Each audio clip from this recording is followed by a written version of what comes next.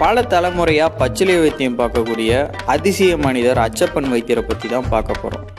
எல்லா வைத்தியங்களும் எல்லா நோய்களையுமே குணப்படுத்துறீங்க. நோய்கள்லாம் இன்னும் ஒரு தலைவலி வந்துச்சா வயிறு வேலைக்கு கொடுத்து காரியம் இல்லை.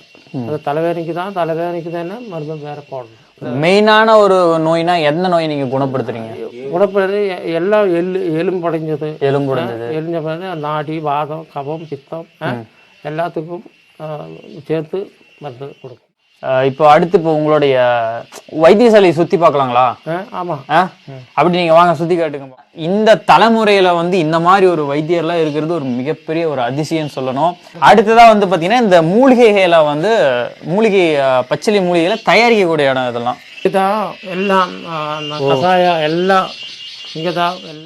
ஸோ இதெல்லாம் இந்த இடம் பாத்தீங்கன்னா அதாவது இங்கேயே தங்கி ட்ரீட்மெண்ட் எடுக்கிறாங்க பாத்தீங்களா. அவங்க பார்த்தீங்கன்னா இங்கே இருக்கவங்களுடைய அந்த ஒரு ஃபேஸ் ரியாக்ஷன்லேயே தெரியுது. ஏன்னா அவங்களுடைய அந்த அளவுக்கு அந்த ஒரு ரிசல்ட்டை அச்சப்பன் ஐயா கொடுத்துருக்குறாரு. இதெல்லாம் மூலிகை இலைகள் இல்லையா?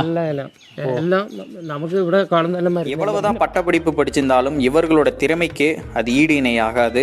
இந்த மாதிரி திறமை வாய்ந்த நபர்கள் உங்களோட பகுதிகளில் இருந்தால் நம்மளோட சோஷியல் மீடியா வாயிலாக தெரியப்படுத்திக்காங்க. ஸோ மறக்காமல் நம்மளுடைய இன்ஸ்டாகிராம், ஃபேஸ்புக் இது எல்லாத்தையுமே ஃபாலோ பண்ணிக்காங்க. அதுலேயும் நிறைய அப்டேட்ஸ் வந்துகிட்டே இருக்கும். மறக்காமல் நம்ம சேனலையும் சப்ஸ்கிரைப் பண்ணிக்காங்க.